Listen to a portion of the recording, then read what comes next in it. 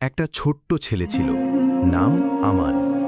সে সারাদিন বন্ধুদের সাথে খেলাধুলা করত, কিন্তু নামাজের সময় হলে ওর মা বারবার ডাকতেন, আমান, আজান হয়েছে, নামাজ পড়তে চলো। কিন্তু আমান বলতো, মা, আমি পরে পড়ব, এখন খেলছি। একদিন আমান খেলতে খেলতে খুব ক্লান্ত হয়ে ঘুমিয়ে গেল। স্বপ্নে সে দেখল কিয়ামতের দিন এসেছে, সবাই একে একে আল্লাহর সামনে দাঁড়াচ্ছে। তারপর আমানের নাম ডাক হলো। আল্লাহ পাক জিজ্ঞেস করলেন, আমান, আমি তোমাকে এত নিয়ামত দিয়েছি, কিন্তু তুমি আমার নামাজ পড়োনি কেন? আমান ভয় পেয়ে গেল, তার চোখে পানি চলে এলো। সে বলল, হে আল্লাহ, আমি দুনিয়াতে অবহেলা করেছি, আমাকে মাফ করে দিন। তখন স্বপ্ন ভেঙে গেল।